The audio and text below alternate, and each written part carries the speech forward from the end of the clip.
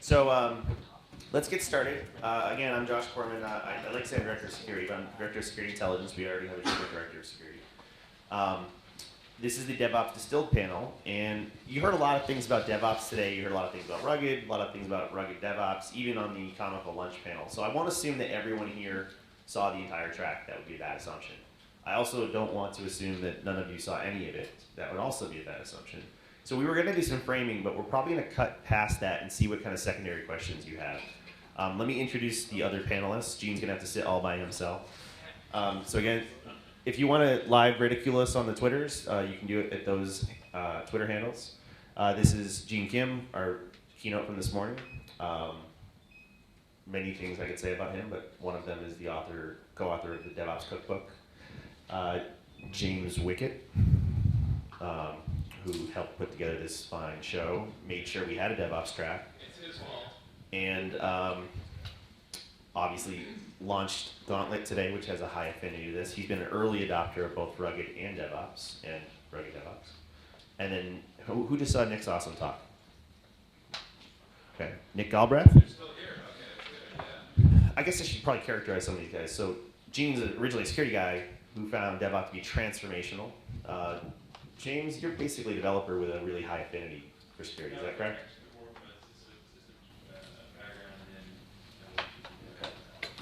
Nick's really our true DevOps, true developer guy, not that no one else is.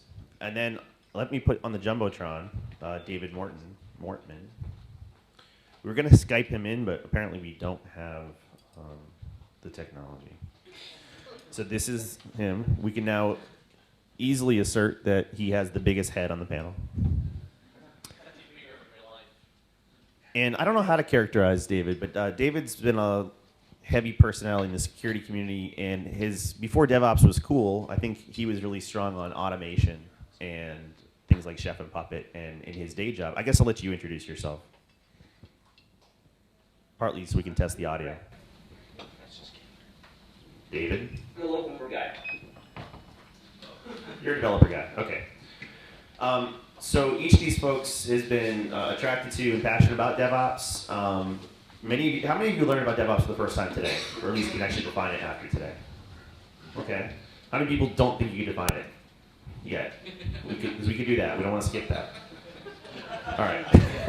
The DevOps guy says. Okay. So let's just quickly do that framing. So Nick, could you please, with the mic, give us the best definition you can give of DevOps for people that didn't see your talk? You have a mic. That's good. Hey, as kind of a good quiz, I'm just walking through everyone, like, what's your definition after today? See all the different diversity. So I could spoil it by giving my own, but... All right, I want to hear the first three volunteers will give us their best definition of DevOps.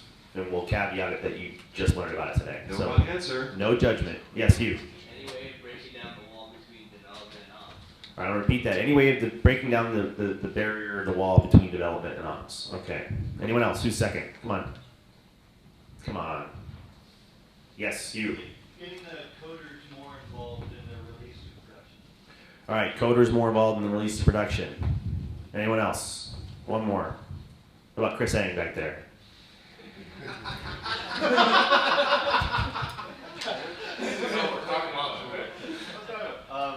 More accountability across the life cycle of the application for all developers. Okay. You know what? As pedantic as this might be, I've heard each of you describe it differently, and I think they're all valuable. So each of you give me your Cliff Notes definition.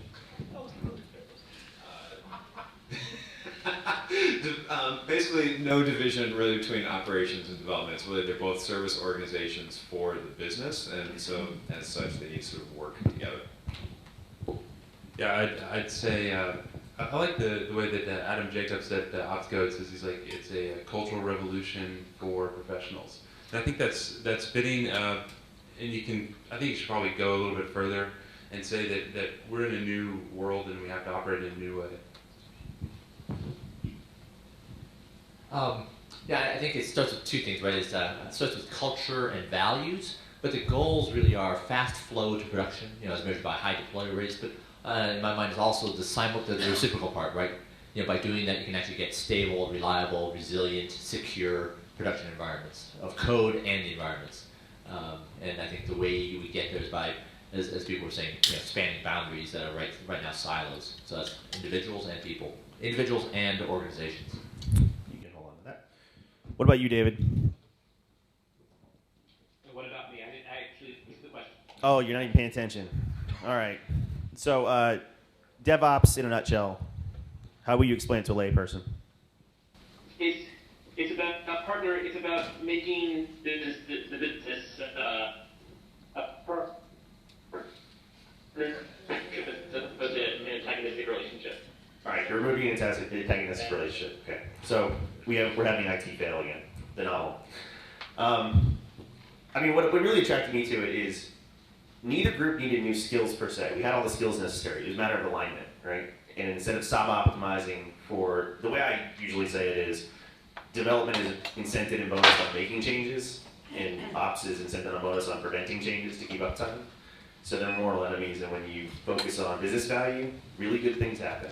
So let's shift to why would a DevOps purist, it's going to be you, Nick, would even entertain tolerating the very toxic, negative, cynical crowd known as the security community. So what's the attraction that pulls security into this?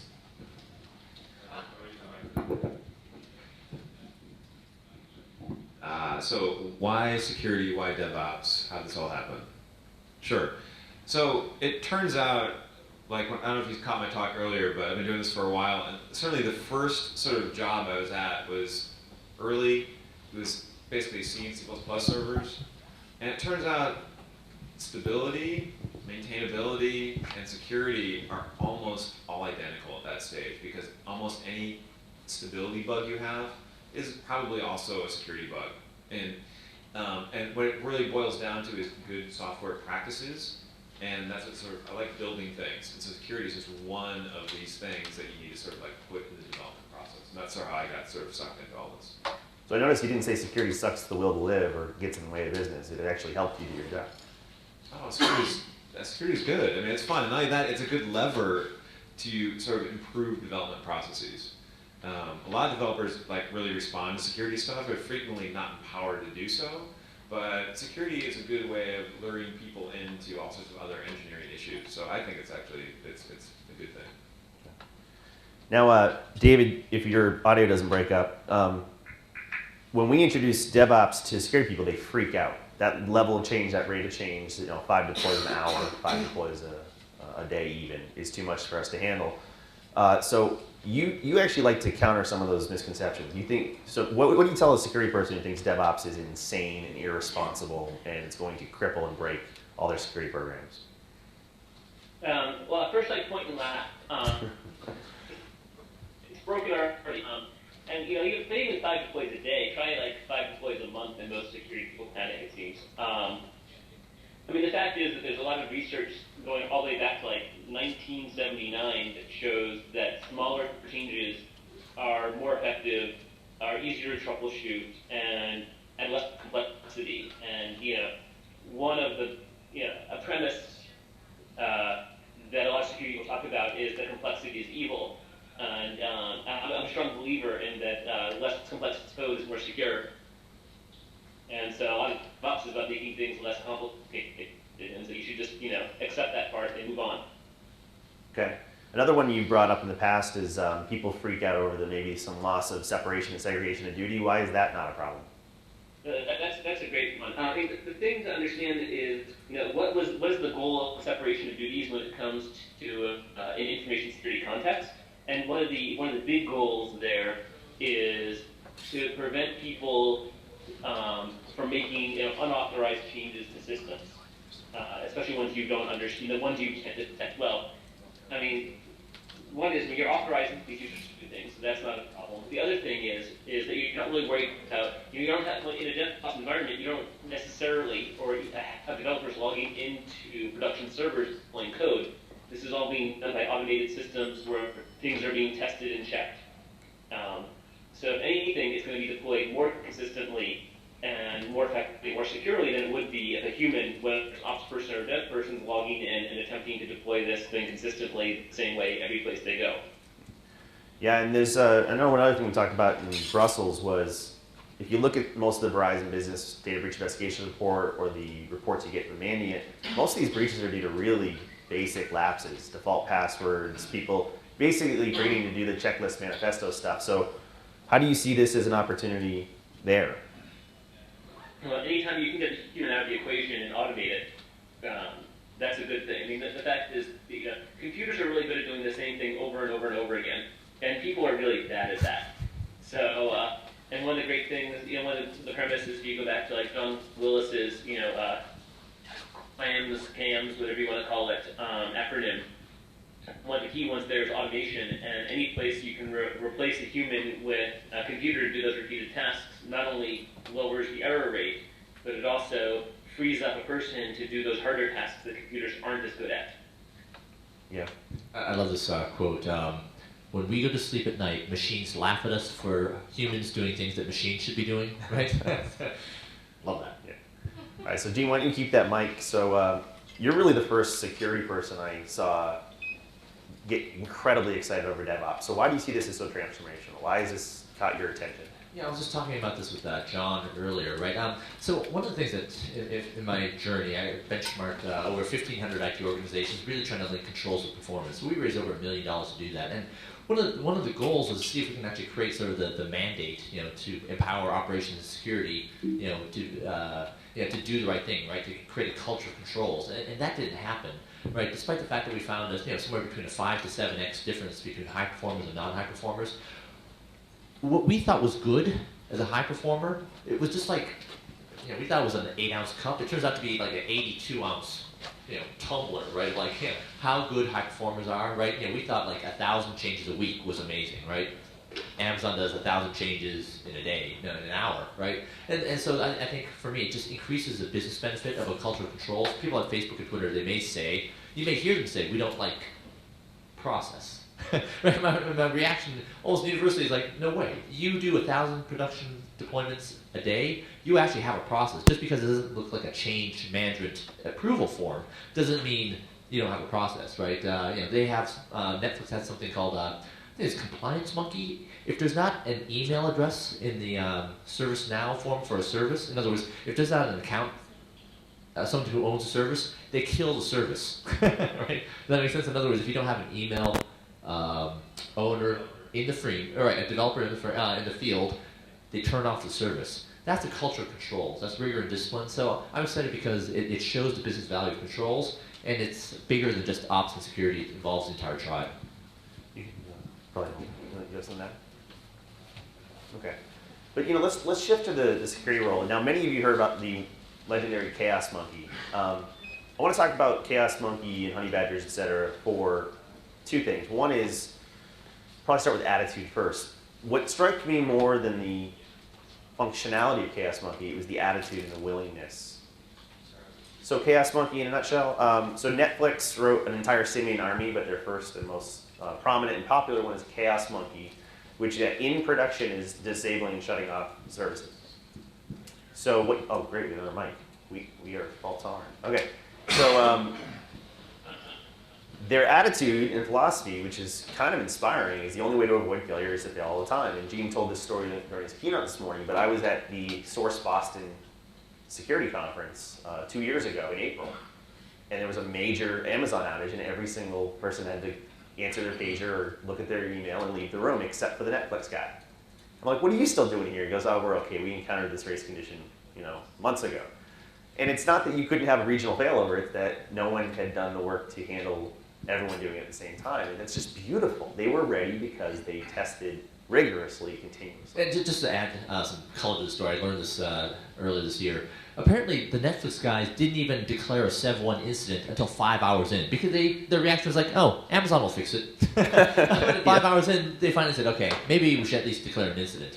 I thought that was amazing. Yeah. Now, I'm not the expert on the simian army, but they had such success with that monkey that they now have an entire simian army, including the one you alluded to, which is Compliance Monkey, and that's really not industry compliance, but compliance with an internal policy. They have Conformity Monkey, which makes sure that certain hardening guides are in line for configuration. They have Janitor Monkey, which basically looks around for underutilized slices that cost a little extra money and aren't needed, so they shut them off. And they approached us and said, actually we tried to insert ourselves as well. But some of us said, we should really, after the Rugged Summit, when we worked for a week, we said we should make them an evil, demonic, demented security hacker monkey. I don't even know if we have a monkey name for it yet, but then Gauntlet, which we'll get to in a moment, was their willingness and desire to have us help them make some sort of security monkey or exploit monkey. Maybe it's blind SQL injection at all times in production. Maybe it's something little, it's not going to replace a more robust tool, but I love the attitude behind Chaos Monkey. You want to add some color? You've been closest to that. The idea is, continually, trying to take the security test. Yeah, you can't totally have a pen tester. There's nothing you can do to replace a human, pen testing application. But the idea is that at the end of that, when they're done building, or they have their exploits and they're able to, show that you're vulnerable to a certain, they're able to prove that. Instead of getting a PDF at the end of that big process, 300-page document that the scanner dumped out and the guy kind of, filtered, now you could get some sort of automated attack files that you can now put into your continuous integration environment and things like that. So we're able to help look at security regressions, and that's the kind of the direction that we want to go. But yeah, Netflix is really looking at that and trying to make more of that happen. I know Jason Chan has a talk tomorrow on Netflix in the cloud. So. And I see Jeremiah Shirk, another contributor in the audience. Want to wave on the Gauntlet project? Now, we shouldn't equate Gauntlet with the security monkey for Netflix. Now, Netflix is in the process of open sourcing their Symbian army, is that correct? And that's not done yet. But one of our strategies, and this is maybe a bad strategy, but we said, look, a lot of these people who were trying to figure out should we copy DevOps, they're emulating Netflix. And we figured if they're going to copy the DevOps, let's Trojan horse some security into that. So we're trying to influence an influencer before the cement is dry. And I think it's an interesting strategy that's not really technical. So if you're looking for levers, if you can't get a dev organization that you're working with now to allow you to put, Chaos Monkey in production, I mean, I think the other kind of values that it looks like that can get them there are, find a person who, runs the builds, right? I mean, at the very minimum, you need a culture where if someone breaks the build, right, then all work stops until the builds are running again. There was a software company I was familiar with where we had a broken build system for 2 years. Right? I mean, that's you can't get to 10 deploys a day if you don't have automated build systems, right? So once you have a build system where if someone breaks build, you swarm it until you fix it. Now you can work on the next step, right? Integrating automated testing, right? And once you're there, right, now we can talk about continuous deployment. Once you're there, I think now you have an organization that's very receptive towards the Chaos Monkey-like philosophy. Do you think the continuous deploy or continuous build, when you say that, do you think that comes before like a configuration management thing like Chef and Puppet, or is it just maybe kind of depends on your circumstance? But for somebody that doesn't have any DevOps, how would you start, kind of going down that path? Gosh, you're such a smart guy, James. What do you think? Oh, no, I asked you first. I think if we're talking about sort of attacking the problem in two ways, right? The dev to ops problem and the ops to dev problem. I think from just a values and cultural perspective from dev, you really do want to work towards continuous deployment.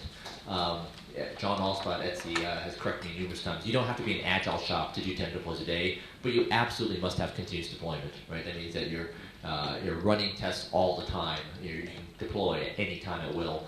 And then, I think once you have that, the automated deployment, you need to build all the environments at the same time. I think that's the fastest route to get there. The two things together, now you have 10 deploys a day. So you mentioned the word leverage, and I wanted to bring this up. I wasn't able to bring this up during my talk, but how many people are actually in sort of like the development organization building product, or how many people are just purely in security? Purely security, yeah. Probably most people are. So let me tell you a little secret about developers. All good ones have secret side projects. Every one of them. You do side project? Oh yeah, you do. It's called Gauntlet. And all the good developers I know have side projects. Every one of them does. You're not supposed to say that. Yeah. You broke We're the talking code. about breaking silos. So security people, if you're Stop not the tape. if you're not like an expert programmer there's a whole cognitive surplus waiting for you to leverage in the development organization. So really, I'd really recommend reaching out and like, hey, I'm having trouble, like, figuring out what's a good way to detect, SQL injection. It's like, oh, what's all that? The next thing you know, they're building stuff for you. Sound familiar, Zane? Yeah.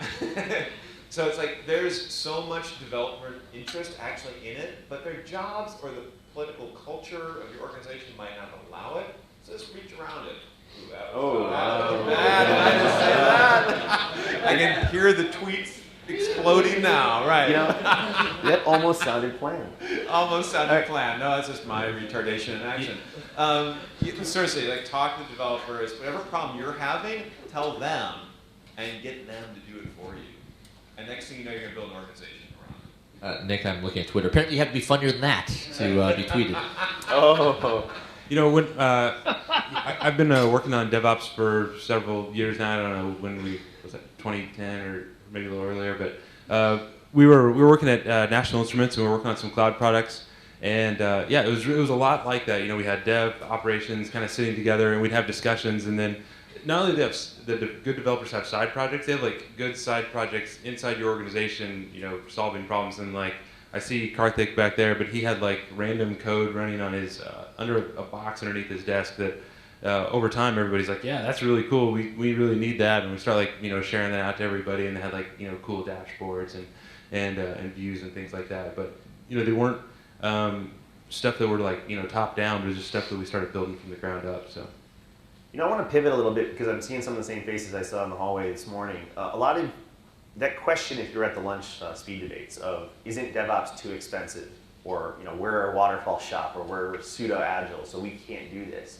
Perhaps that's our fault for the way we talk about it, but I don't think you need to be a DevOps shop with a DevOps flag to start donning the spirit and attitude of a chaos monkey, or starting linking incentives and cross-pollinating. So what do you think, how do we break down that barrier that you don't have to actually have a lot of money? In fact, I think the question was kind of ludicrous. I think that it's more of an instance where usually the big companies are the ones that I would say would have a hard time of doing DevOps. And usually DevOps in the enterprise usually means you take a greenfield team and throw them off to the side and say, hey everybody, we're gonna do something cool over here. Seems like DevOps works really, really great in a small organization. So back to the attitude thing. Actually, go ahead. So I thought so too. In fact, I've been trying to figure out, what is the how do you objection handle? You can't do DevOps in an enterprise. And I went to it was the HP Discover conference, and there were like 7 talks from like organizations like Unum, World Bank. In fact, if you email me, I'll email you all my notes from those sessions. But I asked them, why would organizations object to doing DevOps? And they looked at me like I was an idiot. They're like, why enterprises want to do DevOps too, right? But it may come from different, the champion might be different than, well, certainly it was different than what I thought. It comes from the QA group, right? It comes from the project management group. In one case, it was like the service-oriented architecture group. So, they're driving these type of projects, even in the largest enterprises. And that's an open offer. I can send notes of all the tweets I made at that conference as well as this conference as well. Yeah, I really don't think you have to have a major top-down approval to do this. I think what happened with a lot of these guys is it happened organically and naturally, and when you started actually showing business value, you were doing more with less, you were more competitive than your competitors. I mean, those things tend to get a snowball effect and they're positive. Now, the thing to remember is that DevOps is so much more than continuous deployment and configuration management. Say more? Amen. I mean, the thing is that, it goes back to John Willis's stuff. It's culture, automation, measurement, and sharing.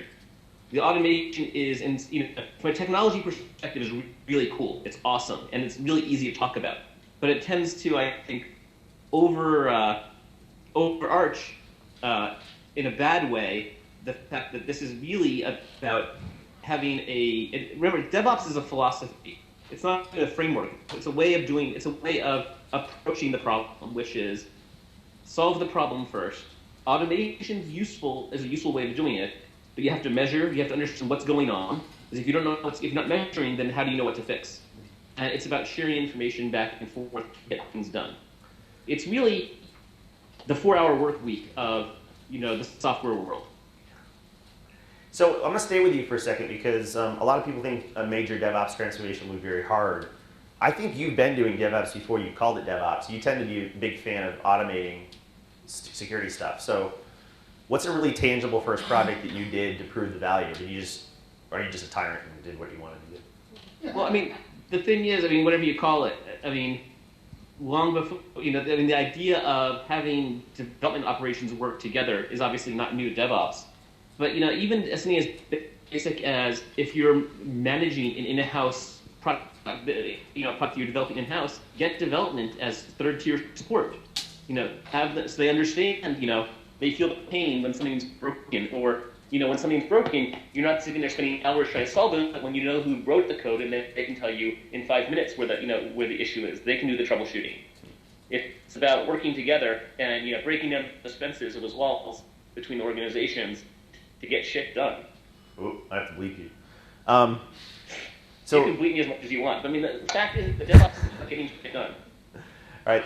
So Wickett, you also made no excuses. You made progress. I had a slide in my talk earlier about you can make excuses or you can make progress. You just seem to confidently act in that direction. So for people who missed your Gauntlet talk, Gauntlet was an idea. Now it's a deployed tool. How can these people find it and use it? And I'm not giving you a sales pitch opportunity here, but Well, I'm glad you asked because it's really easy. We're actually doing some office hours tonight at 10 o'clock at the bar. If you want to come talk Gauntlet, Jeremiah's buying everybody drinks. I don't think that's the case, but we'd be happy to talk to you about how to get that implemented. The question is more like, how do you start from nothing and then start trying to implement stuff and trying to put things, and I think Gene, you had a talk where you were talking about no more platitudes, and we often have all these grand schemes and philosophies that we talk about, and then it's but show me the code, how do we fix this thing that's in a meaningful way, or how do we start making movement in the right direction? And I think that kind of changes it. And when you have your dev and your ops team all collaborating together, in the same source control and working together to push things out, that actually makes a difference. Because we can blame the developers a lot, but operations people are just as much to blame because they've fallen far away from the from the cycle, and they're I don't even know how to get into SVN or GitHub or whatever, and they're such a departure from the code because they're so worried about putting out all the fires, and I think we've talked about it, and there's been those things earlier talking about the walls of confusion, but it's actually really natural because you have 100, 200 developers to 5 to 10 operations to one security or half a security or that a security intern or something, and you're gonna have it's just gonna get worse and worse as you go, and there's gonna be they're not gonna be operating at the right levels. What's the right ratio? Maybe devs 2 to 1 ops or 3 to 1 ops, but it depends on what you're doing. But a sane work ratio is the first start, I think, for a good DevOps program. Now, I'm probably going to wrap this up so we can take your questions. We have almost a little over 15 minutes, probably 15 minutes left for the allotted time. So please think of your questions right now. But one of the things Gene, Kim, and I did at the Rugged Summit was we argued, and we didn't win the argument, but we tried to say, let's spend the entire week exclusively looking how to take advantage of this window of opportunity with DevOps. So let's not try to solve for legacy apps and previously deployed apps and existing entrenched products. And rational people can debate if that's the right approach or not. We're not saying give up, but we felt perhaps there was a better asymmetric yield if we doubled down on this. And so I want to ask each of you, what's the best potential way to capitalize on the existing body of work with OWASP, VSIM, OSAM, Rugged? What's the best way? Is it for us to introduce DevOps to our peers so we can be the one who brought it to the business? What are your thoughts? I'll go with you first, David, I guess, since you're on the Skype. What's the hook, the best hook for security, I guess? Just do it. Don't talk about it, but do it. Just do it? Just do it. Very profound. Maybe some more specific examples is, so let's just say you're a damaged organization. Dev and ops not working together, you're the security guy, what can you start doing? I don't know, is there WordPress on your site? Sure it is. Okay, start automating all the tests you would do. Gauntlet's actually really good because it sort of gives you DevOps, but not necessarily needing buy-in with all the different organizations. You can just start launching it and automating poking holes, at your infrastructure. So again, it's just sort of like just getting it going is really the first thing. Be careful because it goes off really well. You might be managing the ops group, so that's a whole different problem. But that's a good one to have. Okay. Yeah, I had the ratios I was just giving there earlier. Those aren't like just numbers those are numbers of a previous employer, and what we did is we took a subset of the crew and said, all right, you're going over here to create products in the engineering group, and it's going to be better, and it was. And so maybe that's part of it. So. Gene?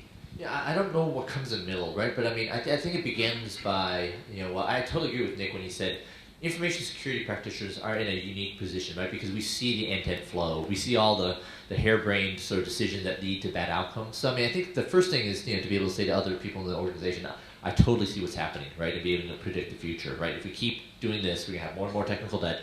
Releasing going to slow down. Now we're arguing about what features can go into the product 5 years from now, right? And that makes no one happy, right? And I think, however we attack it, right? And I think some of the patterns that we're distilling for the book, right, are, the various ways that you can actually, iteratively implement DevOps type patterns.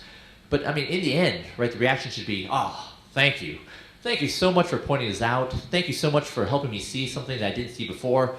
Thank you so much for getting these people to work together, in a way that they never did before. I mean, so, I think it'll be different for everyone. But I mean, Nick, reminded me again. So the problems that he's dealing with in his new company was like Etsy a couple years ago, and they look like deployment failures. They look like operational problems, but they're DevOps style problems, right? By the way, one of the best videos I've seen on this was given by a gentleman named Michael Rembetzi on he called it Continuous Delivery of Culture. And it was just basically the entire story, like from 2007 to 2012 on their journey. And it was literally one of the top 5 presentations I've seen in terms of, here's our problems, here's what we did about it, here's what worked, here's what didn't work, repeat 5 times. I mean, I thought it was just fantastic. And I'll find that link and I'll tweet it out later today. But I mean, I think that will resonate with an ops person, a security person, and a dev person. And, to solve any big, complex problem, the first thing we need is empathy, right? And that we genuinely understand this problem. And I think this video could actually help in that.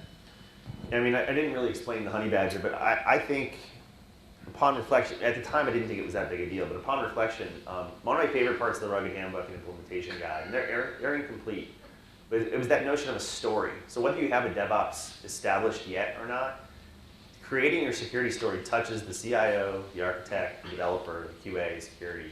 That might be a chance for one of you to take a leadership slot and say, for this particular use case or for this particular new project, let's gather that story of what would actually drive business value. So it may be a poor man's version of having your first DevOps-like conversation. I'm going to open the floor in a second. I want to follow up with both Gene and Josh here. But do you think InfoSec can really be the bringer of DevOps to the organization? Because haven't they already just been kind of irrelevant right now? Are you trying to cause a debate? I'm just asking, because I mean, I think that I just don't think that that's like I don't know. I don't think that's the angle that where it can be injected. Because the ratios have been skewed, the InfoSec people are just like auditors that come around once a year. I don't know. I mean, it depends on the organization, but I just don't know if they have the street cred inside the organization to pull off something like this. And so, what do you do in that kind of situation? What are you, afraid? just call it like it is, maybe. My quick answer is it's a great question, and I'm not saying this is the path forward, but I don't want to. What I often see with security people is we wait for the business to do something first. And there was as a tiny aside, Harvard Business School had a blog on the next gen CIO, not a CISO, CIO. And there were 4 hats a CIO was going to have to wear, and most CIOs were good at one of those 4 hats. So everyone was saying, oh great, this is going to further make us marginalized. And they were all belly aching on Twitter. So I said, here's what you're all going to do. You're going to take your CIO to lunch, if you're a CISO, and you're going to print this thing out. And you're going to say, hey, I read this great article, and I noticed we butt heads on a lot of projects, but if you look at these different roles, we might actually be natural allies on these 2. Maybe your business intelligence project to do data classification can help my data security project. And a couple people took me up on it. It was the best meeting they had with their business leader. So, I'm that eternal optimist. I'm not saying that is breaking down the walls. So it is a good. boundary Yeah. spanning device. So, Yeah.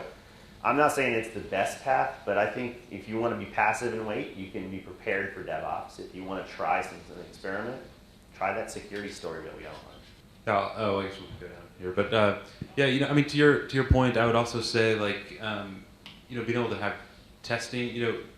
We may not have the data on that particular piece, but if we could say like automated testing, is it better or worse? I mean, just anecdotally, you'd be able to say, yes, that would be good, or with we don't want to just. It's bad to kind of shoehorn DevOps into continuous deploy. And when you go to the DevOps conferences or stuff like that, everybody there's like config management, and everybody's like chef and puppet, and so it's funny, like, everybody, kind of internalizes DevOps a little bit differently, and that's okay.